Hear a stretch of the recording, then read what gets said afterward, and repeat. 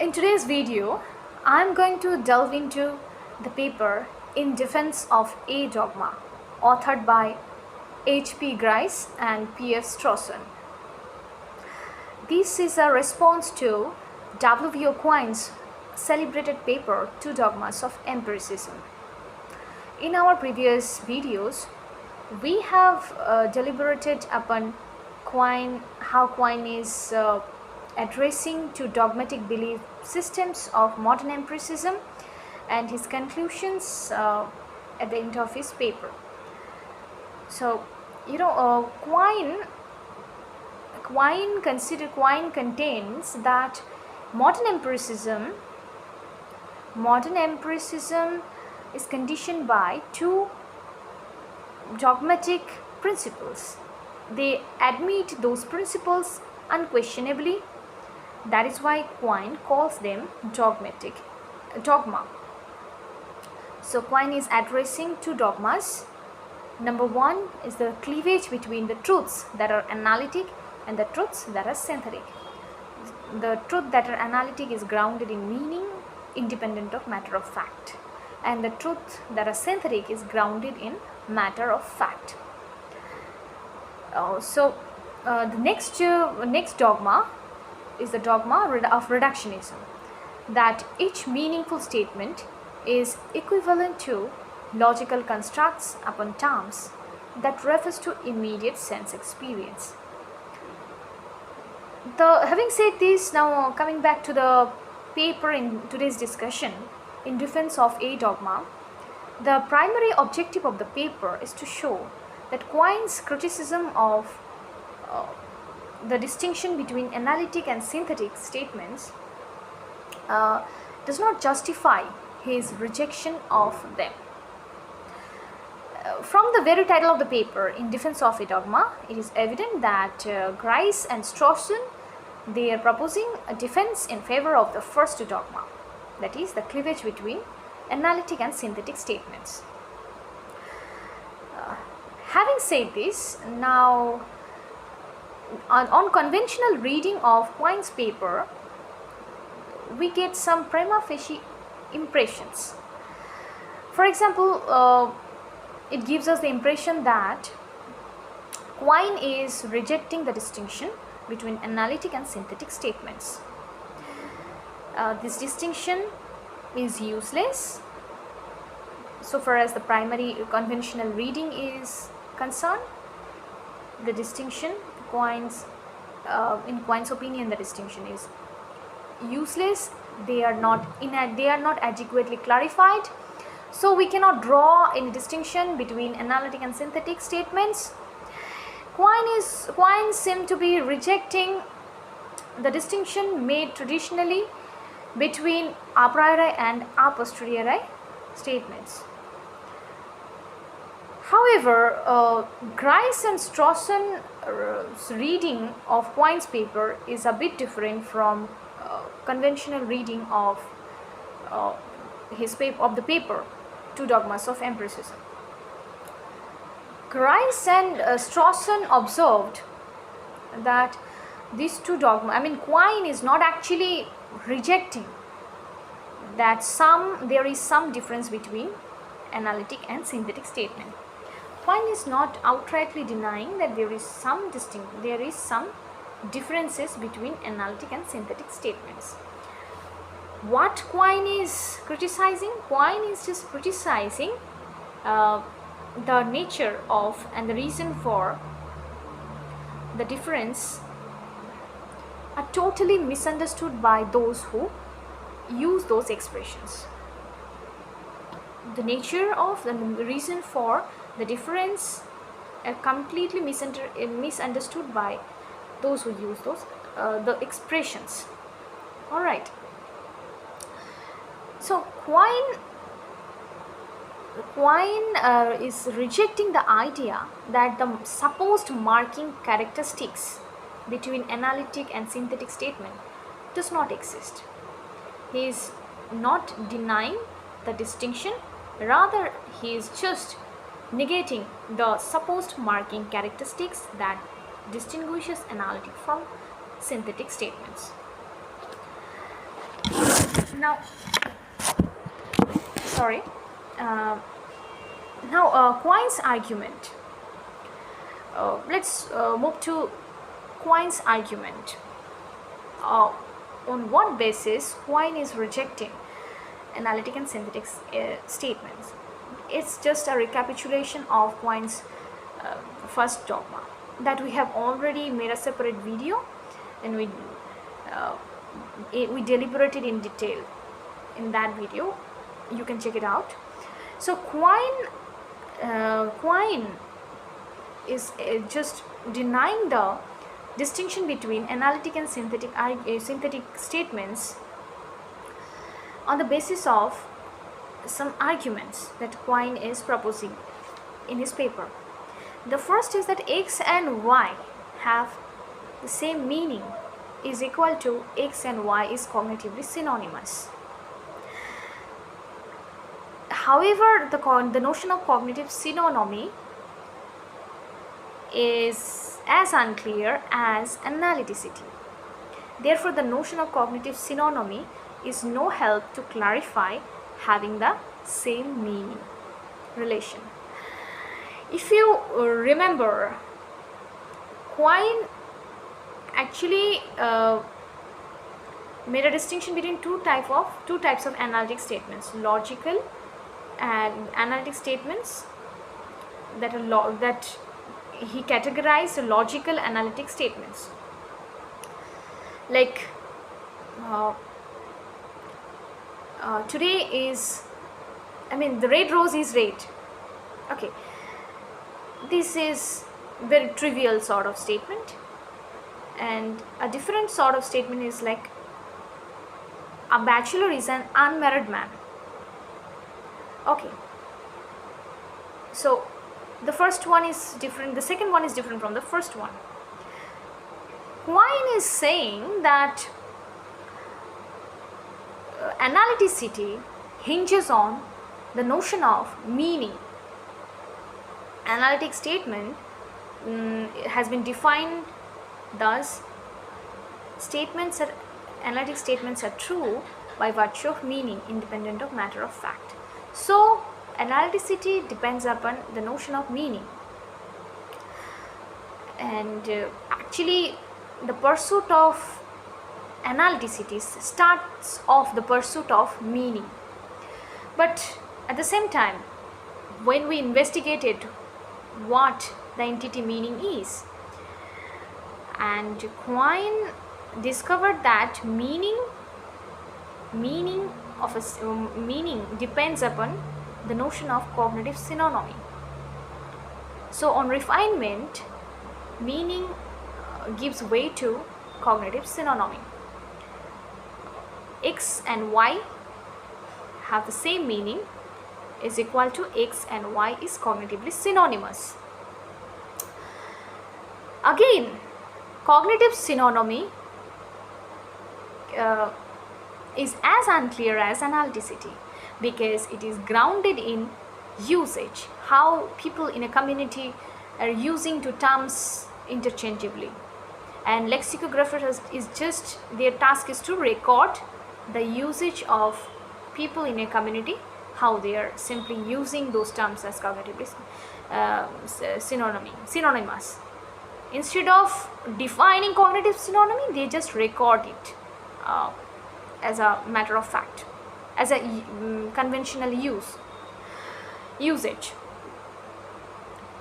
So cognitive synonymy, the notion of cognitive synonymy is no help to clarify analyticity.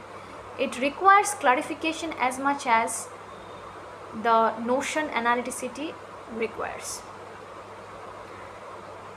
So we again come back to the notion of analyticity. It's a problem of circularity, if you remember. So Quine is introducing a family circle, analyticity family circle, that involves expressions. So the members of the family circle contains analyticity, necessity, logical impossibility, definition, interchangeability, cognitive synonymy, So these notions constitute a family circle. Why? Because they require as much as clarification the other requires. Okay, and to any attempt to define any of the member in terms of the other members actually is vitiated by the fallacy called circularity. All right, so now let's move on to Grice and Strawson's opinion. How Grice and Strawson is addressing cognitive synonymy. Okay, they opine that if Quine rejects the distinction between analytic and synthetic statements, okay, then he must also reject the distinction between means the same as and does not mean the same as. If Quine is rejecting the distinction between analytic and synthetic statements, then he must also reject the distinction between means the same as and means does not mean the same as. In our ordinary linguistic usage, we very frequently use such notions. Means the same as, quote unquote, means the same, does not mean the same as. Okay. However, it would be too rigid to deny such expressions as X and Y have the same meaning, because we very frequently in our day-to-day linguistic usage we mention such thing that X and Y have the same thing. Like we very frequently use such things like I'm not able to recall now. Okay, X and Y has the same thing. X means the same as Y, Y means the same as Z. We all time, like, you know, we always search on Google, what does it mean? Does X and Y have the same meaning? Like that, we keep on using all sorts of notions. So if Quine is rejecting the distinction between analytic and synthetic statement, he must also reject the notions means the same as and does not mean the same as. Okay. Therefore, we finally should abandon the notion of meaning. This is completely a bizarre situation because we keep on inquiring, what does it mean? What do you mean? What does this sentence mean? What does this word mean in our everyday language, in our everyday activity? Okay, linguistic activity. So, and again, Quine and Strawson about sentence synonymy, their point of view is a bit different from Quine's point of view. So they according to them, two sentences are synonymous if and only if any true answer to the question, what does it mean, asked of any of the two, is a true answer to the same question when asked of the another.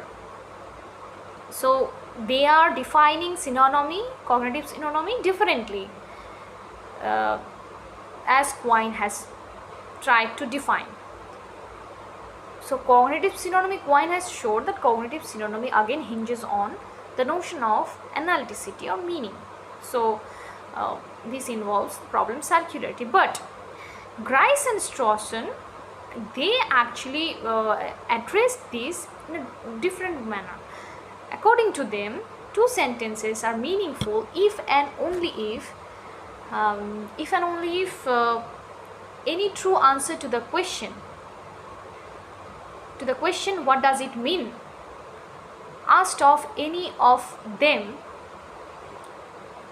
is a true answer to the same question when asked of the last one, when asked of the other. Okay. So sentence synonymy is defined in terms of sentence meaning, as Quine, as Grice and Strawson mentioned just now. Like I mentioned just now that two sentences are synonymous if and only any true answer to the question, what does it mean, asked of one of them is true to the question asked of another. Sentence, if we talk of sentence synonymy, if following Quine, if we say that sentence synonymy is meaningless, then we must say that sentences having a meaning must at all be meaningless too. So sentences having meaning must be abandoned. This notion, the notion of meaning must be abandoned. So sentences having meaning, if it is meaningless to say, then we need to abandon the entity called meaning. Actually, Quine abandoned the realm of entity called meaning. Actually, this is an unacceptable outcome.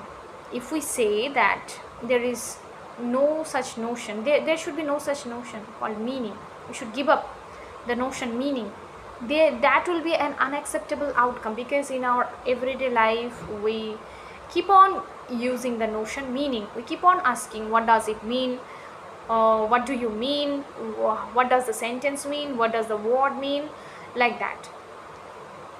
So what mistake Quine has made? Strawson and Grice is pointing out Quine's mistake. To pinpoint his mistake, we can say that instead of examining the actual use of the notion of meaning, the same, Quine measures it by some inappropriate standard of clarifiability and declares the notion illusory because it falls short of the notion, short of the criteria or the standard. So Quine was not at all interested in examining the actual use of the notion, the actual use that we make of the notion of meaning. Rather, he was just he set a standard, too high a standard, okay, of clarifiability, too high a standard to clarify the notion of analyticity, and he declares that the notion falls short of the standard. So Quine's standard of measuring analyticity was too high, he was too radical to clarify analyticity. So he, as we already mentioned, that he introduced analyticity family circle, and this circle contains group of expressions, okay, expressions that convey the same, they are overlapping, like not overlapping, like analyticity, necessity, interchangeability, logical impossibility, definition, cognitive synonymy. So these are expressions. They constitute a family circle, analyticity family circle. Because why they are family circle? Because they mean the same. And Quine says that if any of the member of the family circle is satisfactorily explained, then other members of the circle can be easily satisfactorily understood. And now he has given criteria to explain the expressions of the family circle. What are those criteria? Quine was too rigid to actually, he set very rigid criteria for explaining the members of the family circle, expressions of the family circle. Those two criteria are: it would involve providing an explanation which does not incorporate any of the members of the family circle.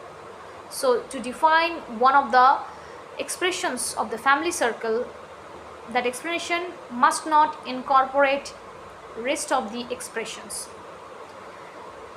Number one. And the number two is the explanation must have the general form of explanation, providing a list of necessary and sufficient criteria, such as a statement is analytic if and only if, like this, like a list of sufficient and necessary criteria. A statement is analytic if and only if the criteria that are necessary and sufficient so as to qualify as analytic. However, under this standard, it is very hard to come by any satisfactory explanation. Furthermore, it is not a necessary condition of an expression's making sense that a satisfactory explanation be available. Quine is setting a very high standard. He is too stringent to measure the notion analyticity, and in his opinion there should be some necessary and sufficient criteria, some conditions that are necessary and sufficient so as to be analytic. Okay, but it is very hard in reality to find out such criteria, such satisfactory explanation. And in another way, we can say that it is not a necessary condition of an expression's having sense that a satisfactory explanation must be available. In order for an expression to have a sense, it is not at all a necessary condition to have a satisfactory explanation in Quine's sense to be available. For example, meaning, we use the notion meaning, we use the notion synonymy, we use the notion definition in our everyday speech act, although they do not meet the explanation in Quinean sense, sufficient and necessary criteria, necessary conditions. Although it is not meeting Quine's expectation, we keep on using them. So Quine should rather focus on the examination of our ordinary usage of those expressions. So Quine's demand on clarification is unreasonable. So actually, due to the lack of necessary and sufficient criteria, Quine is rejecting the group of expressions belonging to the analyticity family circle. However, it is a matter of fact that these explanations cannot be precisely explained. These cannot be explained precisely in the way Quine wanted to. Quine seems to require, but that does not mean that they cannot be explained at all. They can be explained, but not in the sense that Quine seems to require. So this is all about the paper in defense of a dogma. So to sum up, we can say that Grice and Strawson, their reading of Quine's paper is a bit different from our reading or conventional reading of the paper, the paper Two Dogmas of Empiricism.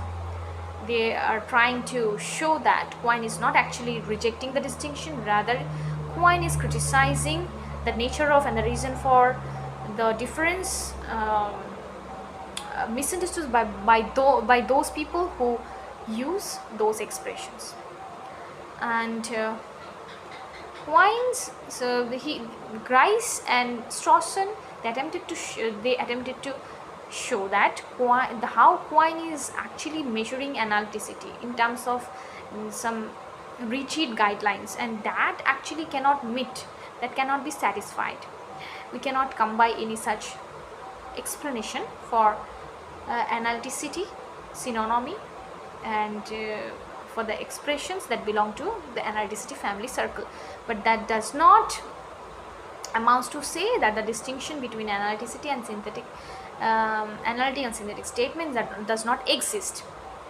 Rather, it is not a necessary condition for an expression to have meaning in the Quinean sense. I mean, it is not at all a necessary condition for an expression making sense. So Quine's rejection of the distinction between analytic and synthetic statement is not justifiable.